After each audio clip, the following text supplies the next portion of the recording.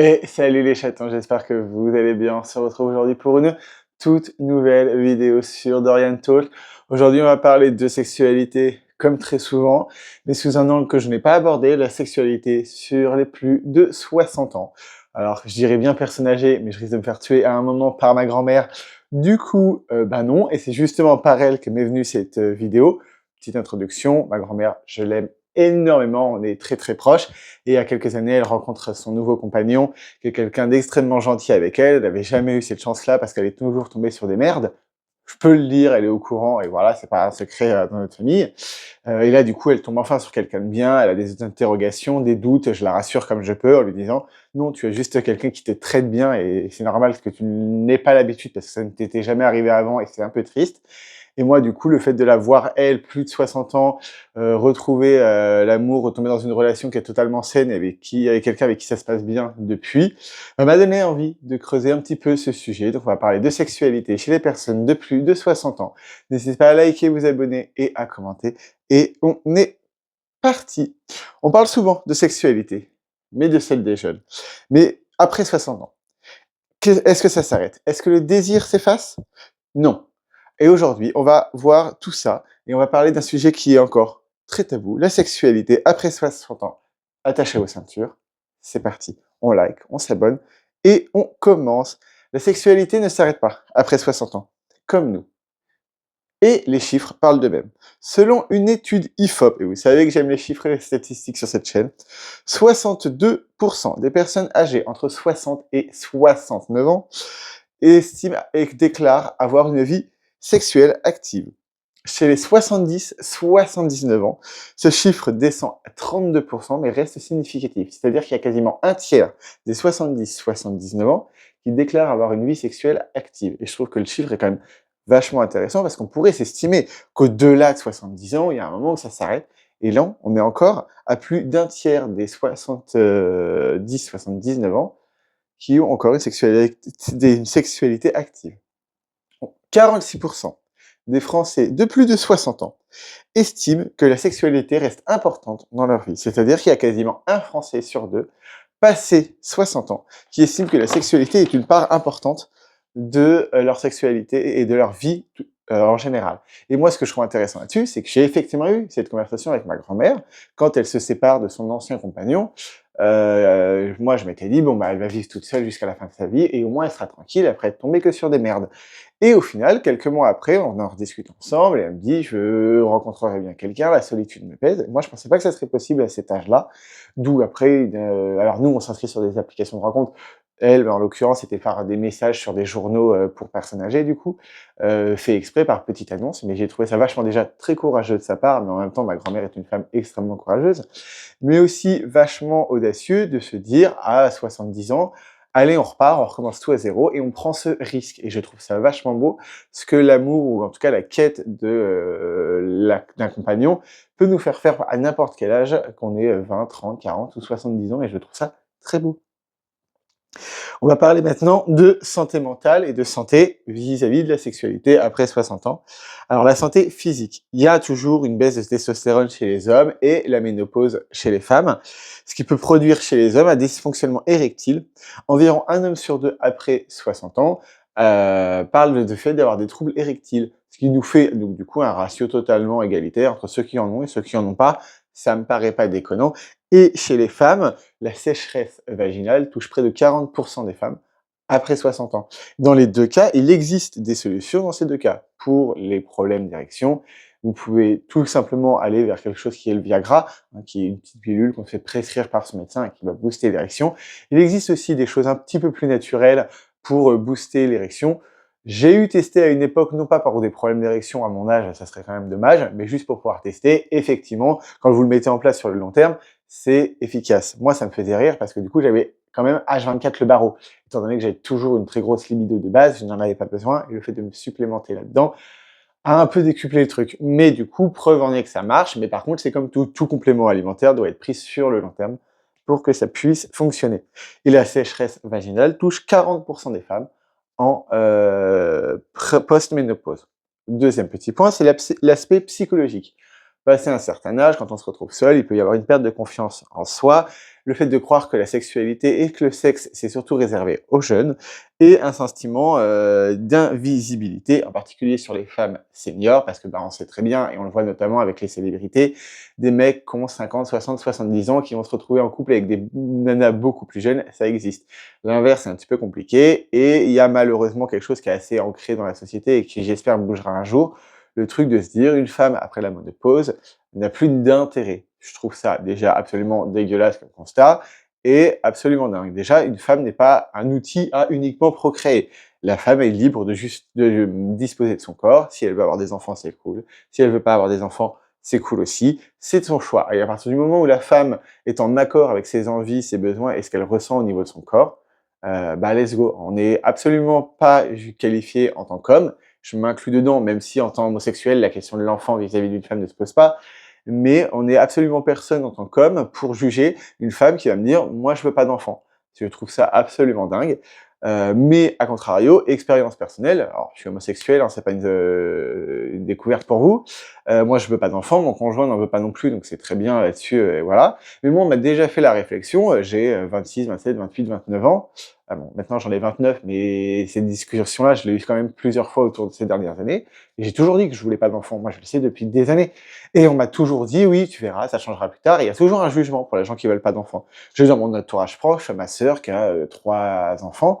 En fait, c'est un équilibre. Il y a ceux qui en veulent, ceux qui en veulent pas. Mais soyez libres de faire ce que vous voulez avec votre corps et surtout soyez en accord avec vos choix et ceux de votre conjoint.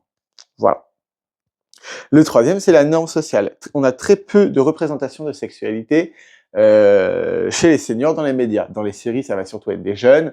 On a eu une ouverture, enfin, alléluia, depuis une petite dizaine d'années, notamment grâce à Netflix, merci à eux, de couples LGBT, de couples mixtes d'un point de vue de culture ou de point de vue de couleur de peau. C'est super cool. On commence à avoir des représentations d'un peu toutes sortes dans les médias mainstream, les séries, les films, donc c'est très cool. Par contre, on n'a encore pas assez de représentation de seniors avec de couples avec une sexualité de seniors. Vous prenez les feuilletons un peu français de TF1, de M6 maintenant, on a assez peu de couples de 60-70 ans où ça parle de sexualité, alors qu'on va pas avoir de problème à aborder la sexualité pour des couples qui ont 30 ans. C'est un petit peu dommage. Et il y a aussi un très gros tabou culturel. Près de 70% des Français considèrent la sexualité des seniors comme un sujet dérangeant. C'est-à-dire qu'on a un espèce de truc où on se dit « Non, à 70 ans, c'est mort, il n'y a plus de sexualité. » Mais moi, le premier, quand ma grand-mère s'est séparée il y a quelques années de ça, jamais de la vie, j'aurais eu cru qu'elle soit à la recherche d'un compagnon. Alors elle, au départ, pour partager pas une intimité physique, mais juste une intimité à vivre tous les jours avec quelqu'un parce qu'elle se sentait seule. Et même ça, moi, dans mon cerveau, c'était, après ce qu'elle avait vécu, pas concevable, entre guillemets. Je l'ai évidemment accompagnée et soutenue, et je l'ai compris très vite. Mais avant qu'elle mette des mots dessus, je n'imaginais pas qu'à 70 ans, on puisse avoir encore envie de construire quelque chose en couple. Et il s'est avéré qu'avec son conjoint, ils ont globalement le même âge, à 5 ans près, on va dire, où du coup, en plus d'avoir construit une intimité dans la vie de tous les jours, ont aussi créé une intimité intime dans laquelle ça se passe très bien.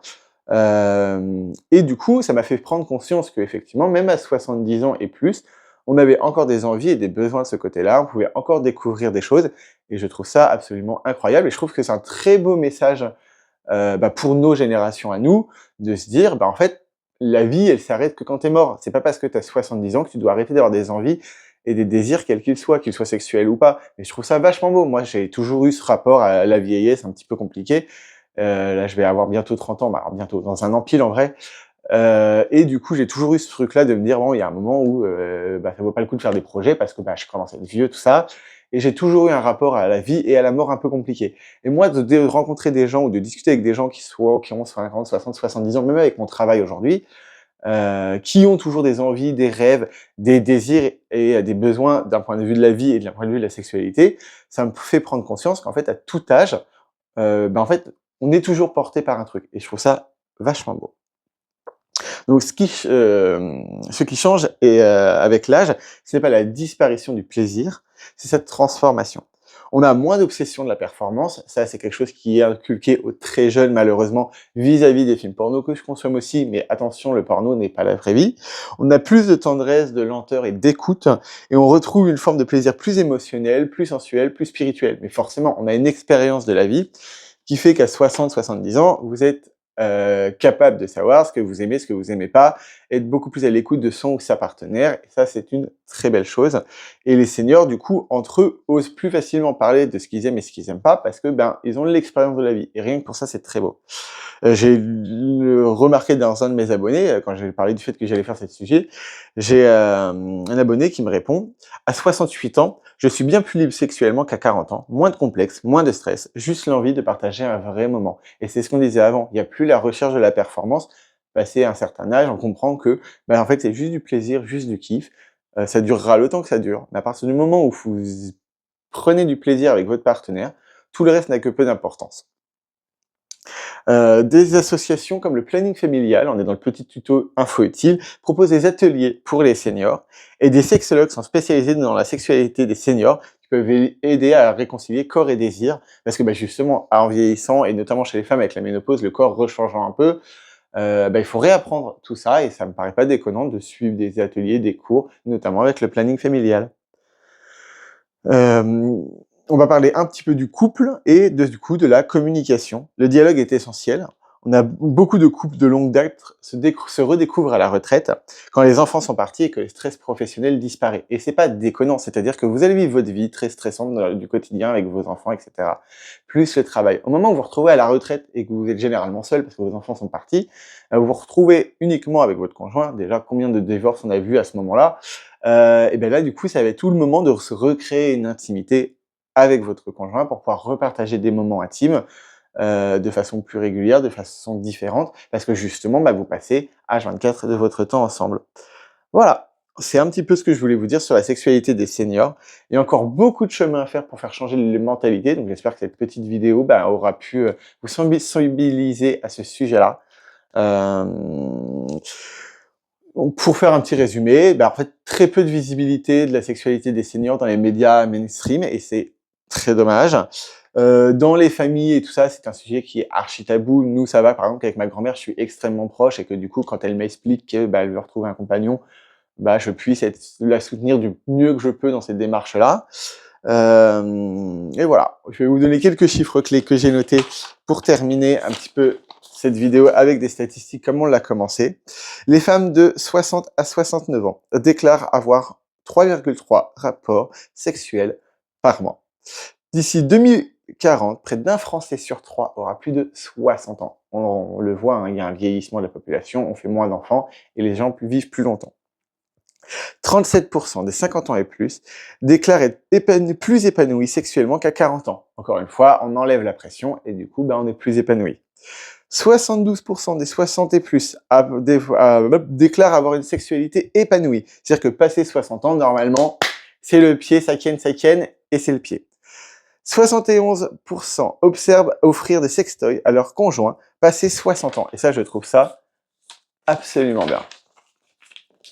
La sexualité après 60 ans, ce n'est ni une blague, ni un sujet honteux. C'est une réalité humaine, intime, riche. Une sexualité différente, parfois plus profonde et souvent plus libre. Si vous avez aimé cette vidéo, n'hésitez pas à liker, vous abonner et commenter. N'hésitez pas à mettre vos témoignages si vous avez plus de 60 ans ou de 50 ans. Voilà, en tout cas, n'hésitez pas à mettre vos témoignages. Vous avez changé de compagnon ou de compagne, ce genre de choses. Vous avez une sexualité plus libre qu'il y a 10 ans en arrière.